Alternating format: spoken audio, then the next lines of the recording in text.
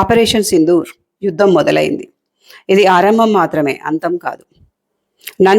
నా భర్తతో పాటు నన్ను చంపేయండి అని వేడుకున్న ఒక ఆడబిడ్డని మీ మోదీకి చెప్పుకో అన్న పదం నుండి మొదలైందే ఈ యుద్ధం. ముందైతే పాకిస్తాన్ ప్రియులందరికీ హ్యాపీ దివాళీ. వెళ్ళి మీ మోదీకి చెప్పుకో, ఇదే కదా ఆ రోజు మీరు వాడిన పదం. చెప్పుకున్నారు, మా మోదీ గారికి చెప్పుకున్నారు. దాని పర్యవసానమే ఆపరేషన్ సింధూర్. ఎప్పుడైతే మీరు పహల్గామ్లో దాడి చేసి కేవలం హిందువులని టార్గెట్ చేసి వాళ్ళ కట్టుకున్న భార్యల ముందే జిప్పులు ఉడదీసి వాళ్ళు హిందువులు అని కన్ఫర్మ్ చేసుకొని మరీ చంపేసి ఆడబిడ్డల సింధూరాన్ని దూరం చేశారు కదా. అందుకే ఈ మిసైల్కి, ఈ ఆపరేషన్కి ఈ పేరు పెట్టారు, ఆపరేషన్ సింధూర్. వినడానికి చాలా బాగుంది కదా. కథ ఇప్పుడే మొదలయ్యింది. ఇది ఆరంభం మాత్రమే, అంతం కాదు.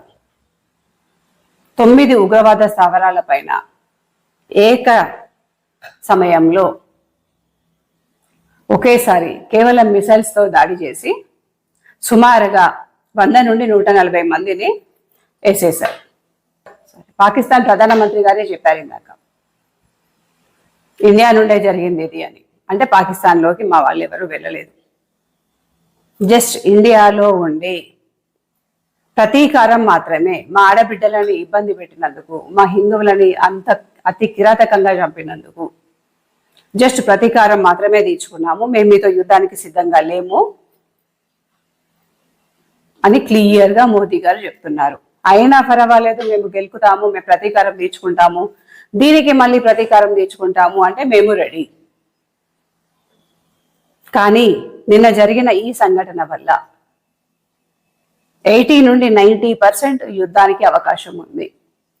ఒకవేళ యుద్ధమే కనుక జరిగితే ముఖ్యంగా హైదరాబాద్, బెంగళూరు లాంటి ప్రధాన ప్రాంతాల్లో దాడి జరిగే అవకాశం అయితే ఉంది. ఆ ప్రాంతాల్లో ఉన్న వాళ్ళు ఎంత అలర్ట్గా ఉంటే అంత మంచిది.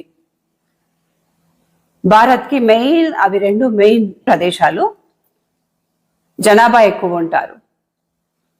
ఆ ప్రాంతాల్లో దాడి చేస్తే పారిశ్రామికంగా అయినా ఫినాన్షియల్గా అయినా భారత్ వీక్ అయ్యింది అన్నది పాకిస్తాన్ యొక్క ఆలోచన. అందుకని వీలైనంత వరకు హైదరాబాద్లో, బెంగళూరులో ఉండే వాళ్ళు చాలా జాగ్రత్తగా, అప్రమత్తంగా ఉంటే చాలా మంచిది. ఆల్మోస్ట్ పాకిస్తాన్ యుద్ధాన్ని ప్రకటించేసినట్టే. ఈ ఆపరేషన్ సింధూర్ కోసం చాలా పగడ్బందీగా ప్లాన్ చేసి భారత ఆర్మీ చాలా కష్టపడి ఈ మిసైల్ని పేల్చేసింది. లైన్ క్లియర్ చేసేసింది. కేవలం అక్కడ క్లియర్గా చెప్తున్నారు, కేవలం ఉగ్రవాదుల పైన మాత్రమే, ఉగ్రవాద స్థావరాల పైన మాత్రమే దాడి చేసినాము. మేము పాకిస్తాన్ జోలికి పోలేదు, పాకిస్తాన్ ఆర్మీని మేము ముట్టుకోలేదు.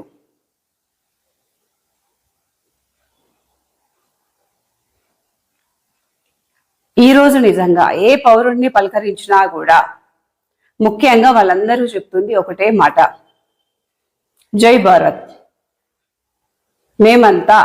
మేమంతా సైనికులమే.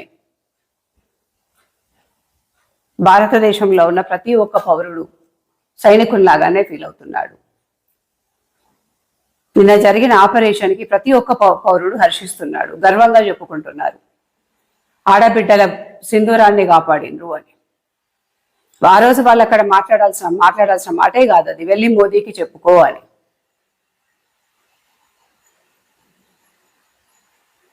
మోదీ దేశంలో చిన్న చర్య జరిగితేనే ఊరుకోడే, అలాంటిది ఆడబిడ్డల పసుపు మళ్ళీ పోగొట్టి అది వెళ్ళి మోదీకి చెప్పుకో అన్న పదాన్ని విని ఊరుకుంటాడా?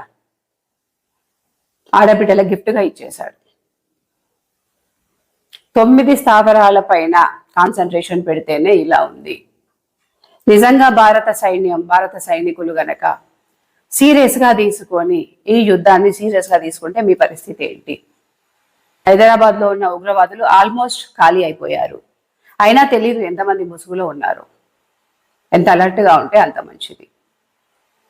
కానీ హైదరాబాద్లో అలాంటి వాతావరణం అయితే ఎక్కడ కనిపించట్లేదు.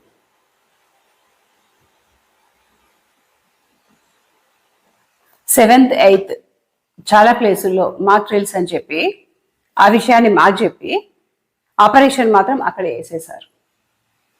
చాలా గ్రేట్ మోదీ గారు. ఎంతమందిని చెక్కేశారో ఇప్పటికీ పక్కాగా లెక్క అయితే తెలియలేదు, కానీ చాలా వరకు క్లియర్ చేశారు.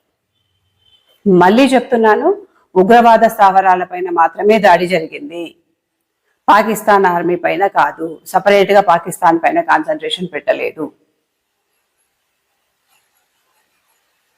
మొత్తం మీద జై హో మోదీజీ, జై హింద్.